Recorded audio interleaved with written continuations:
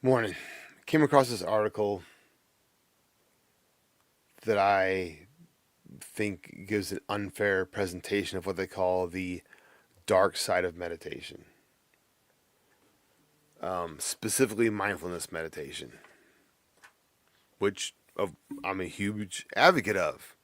If you know anything about me, you know the first class I ever taught was concentration and mindfulness, and that class has now become mastering mindfulness.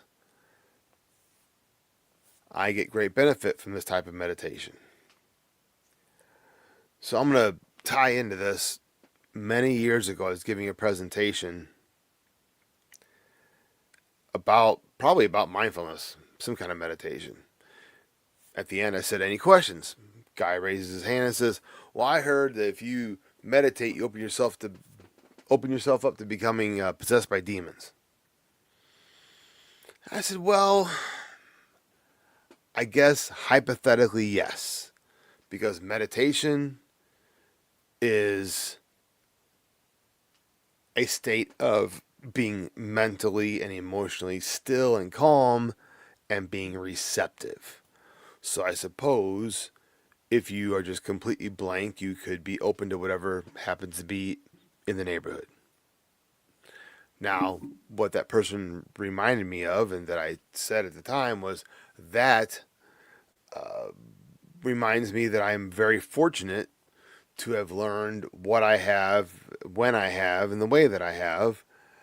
I meditate knowing that my spirit guides are there, and they help me maintain that space, that clear space, that safe space. So, this is a lot like what I say about teaching Reiki and healing modalities. If you're taking a Reiki class, the first thing that teacher should talk about is that it's not your energy. You are letting the energy of the divine, the ki, the chi, the energy move through you. If you get drained when you do Reiki, you are not doing it right. Just like when I do a psychic fair, I might read for several hours with a short break or no break at all if we're really busy. And people say, well, doesn't that drain you? Nope. In fact, I'm a little bit buzzed, a little bit high when I get done doing readings like that. If I have any kind of fatigue, it's more of a mental fatigue from concentrating, keeping my attention in that space for so long. Kind of like taking an ACT test, taking a big test. When you have to take like a test, and like in school, and it's a couple hours long. That's kind of the similar thing I might experience, but usually I finish when I'm doing readings for hours at a time. I'm a little bit high, alert, happy, and hungry. Usually I'm really hungry because my body wants to ground and center. So in this article, they say blah blah blah. This study in 2022, using a sample of 953 people. I'm sorry, 953 people in the U.S. who meditated regularly, showed that over 10% of participants experienced adverse effects. Well, first, I know a little bit about statistics. You don't just say over 10%. Is it 90% or is it 10.1? This is kind of a badly written article. And they go on to say the negative without mentioning what I just mentioned. So, whether it's Reiki or meditation or doing readings, which is kind of a meditation while you're awake and talking because you're holding your attention in that space,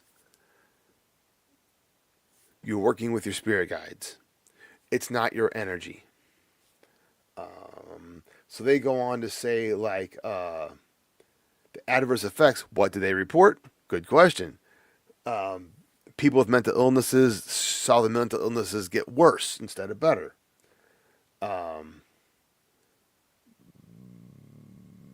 They say there is evidence that mindfulness can benefit people's well being. The problem is that mindfulness coaches, videos, and apps and books rarely warn people about the potential adverse effects.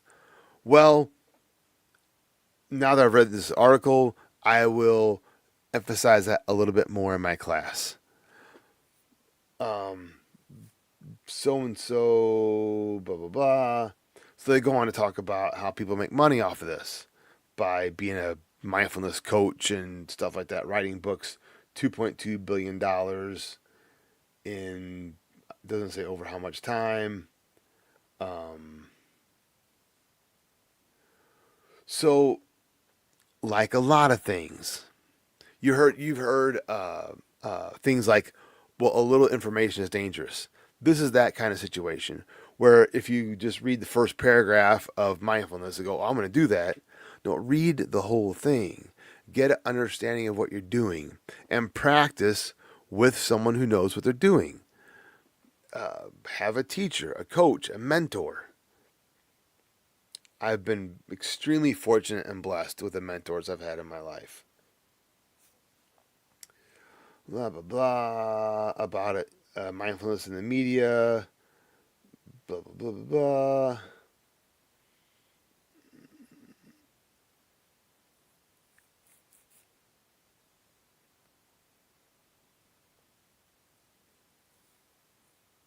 Is it ethical to sell mindfulness apps, teach people meditation classes, or even use mindfulness in clinical practice without mentioning its adverse effects? Well, duh.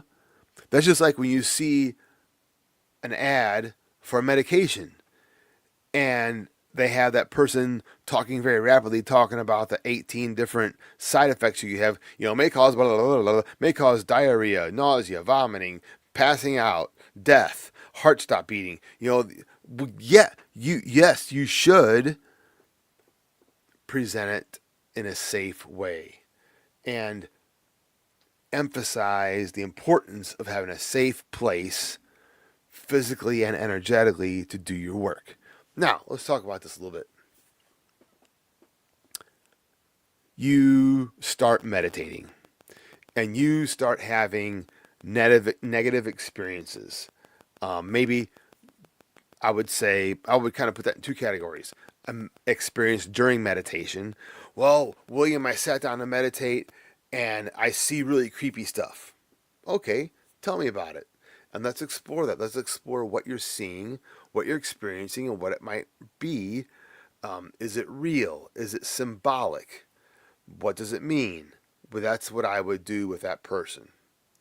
And I have done with many people. I mean, that's a lot of what I do is, it's become one of my niches in my business is people contact me when they have, weird stuff or even very serious problems. Whether it's like, ghosts in their house or like I'm talking about now, experience meditating. Um, so yeah,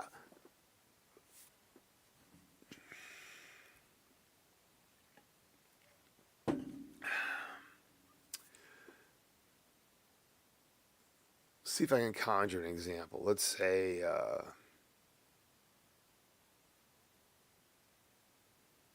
well, when I sit down to meditate, I see my deceased grandmother and she seems to be in pain. Okay. Do you feel comfortable staying in that moment and letting her come to you and tell you more about what's going on? To me, it's a lot. See, I've been doing this a long time, so sometimes I kind of take for granted what I'm used to, this experience in my head or in this alternate world, or what do they call it in Stranger Things, the upside down. I like that phrase, the upside down. It is. It's like the mirror to our world, or the flip side to our world. Anyway, so a person comes in with this thing like, well, I see my grandma and she seems like she's in pain. Do you feel comfortable letting her come to you? Can you feel comfortable being receptive to her message? Always gauge like your barometer, your gauge for like safety is the feeling. as you sit in that moment. So, first of all, you'd have to have a certain degree of safety and security and stability, I think. Like, okay, I'm here with my guides. Like, I always start with a prayer of intention. I say something like, Divine oneness of being, ascended masters and teachers, our own personal guides and overlighting angels, thank you for coming in close at this time as William comes here today seeking information to shed light upon his path. So I've established that intention. I've called in the ascended masters. I start at the top and work my way down. The oneness of everything that man calls God. Ascended masters. That's Jesus and Buddha and all them. My own personal guides, and I might say their names, and your guides, the person I'm working with or group. So I have set the space with my prayer of intention. My guides are present and holding that space. And as with anything else, the more you practice, the more you set that tone.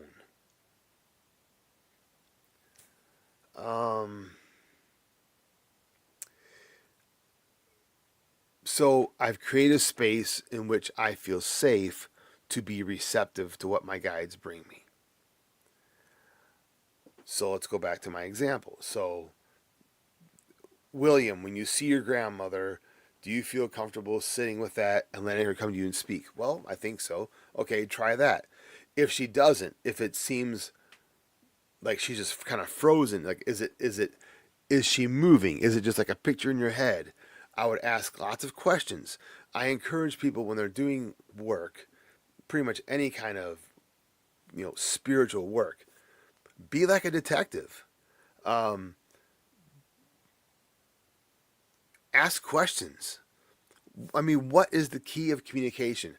Asking questions and listening. Ask questions, listen, observe. And observe not only with your eyes and ears, but with your feelings. How does it feel? If it feels bad, if it feels wrong, if you're past your reflexive fear, let's say, well, anytime I see a ghost, I'd freak out. Okay, well, let's say you've gotten over that, you learn to be calm, and you can stay in the moment. Ask the grandma questions or ask your guides. Say, hey, what's going on here? Can you show me more? Or if you're comfortable talking to grandma, ask her, hey, grandma, what you doing? What's up? What are you trying to tell me? And let her talk to you. Sometimes spirits will talk directly and you'll hear them just like another person talking. Sometimes, especially for me, it's more symbolic. I guess I'm a visual learner because it's almost always pictures with me. They'll show me a picture and I'll tell the client, this is what they're showing me. If you're not comfortable, don't do it. If it doesn't seem right, shut it down.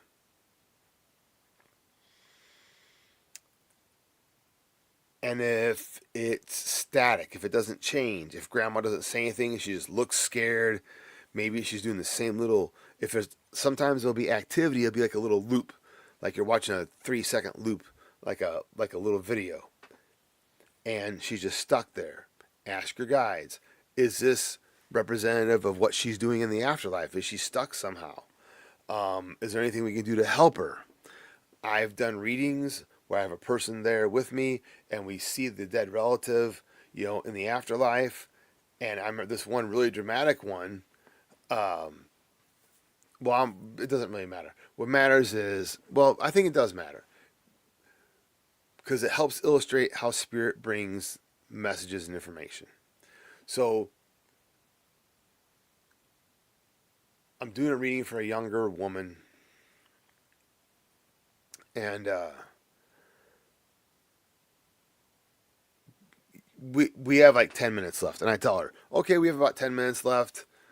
Anybody you want to hear from you haven't heard from yet? Yeah, my dad. And I thought, Dad? You'd think he'd be first in line. We heard from like females in her family, grandmas and whatever, aunts or whomever. but no men. So, not so remarkable in my experience. But she said, Dad, and Dad didn't show up. Okay. So I close my eyes, get myself centered, ask my guides, you know, does Dad want to talk? Empty radar, nothing there. I'm like, well, can you go find him? I never did that before. It just occurred to me in the moment, ask my guides, go find him. And I see this man, or I should say, they show me this man standing off in the distance, and he's standing there just looking like this, like,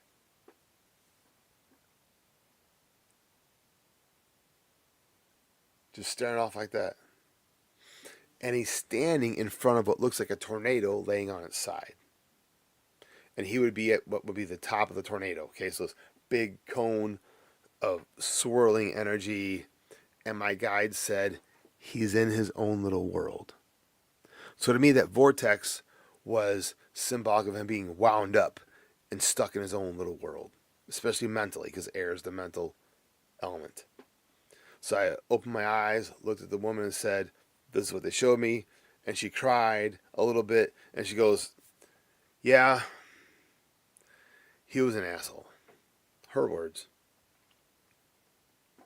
So we talked about that. She said I'd hoped that he had moved on to a better place. So that's an illustration of what it can look like when a soul gets stuck. And if you want a deep dive into what happens in the afterlife, besides the class I teach, would be a rather shallow dive. It's rather introductory. If you want a deep dive, look at the material of Dr. Michael Newton, I think his name is, that wrote Journey of Souls and Destiny of Souls. Very deep dive. So back to the subject at hand of meditation. Same thing. You see something, ask questions and listen. If it feels wrong, if it doesn't feel right, shut it down. And you just say, thank you for, like what I say when I'm doing readings, I say, thank you for allowing me to stand between the two worlds. And I make a motion like this that I'm cutting that cord. One of the most important things I've learned in doing this work for 25 plus years, over 25 years, is the power of your intention. Just like when people call me about a ghost or something in the house, and they say, well, I smudged, I burned incense, I burned a black candle, whatever somebody recommended to them. I'll say, how did it feel? Well, what do you mean? When you did that, how did it feel? And if they're telling me that they were nervous or scared or not confident, it probably didn't work. It's not the candle. The candle or smudge or whatever the tool in your hand is a vehicle for your intention. Or you might call it a focal point, like the candle flame would be a focal point for your intention and your attention. Anything else to say about this article? Research about how to safely practice meditation has only recently begun. Not true. Not true at all. Research about how to safely practice meditation has been going on for thousands of years. So that's one thing. That's one of the reasons I wanted to talk about this to you. It's just not true. Which means there isn't yet clear advice to give people. Again, not true. I'm giving you clear advice, and I'm welcoming questions.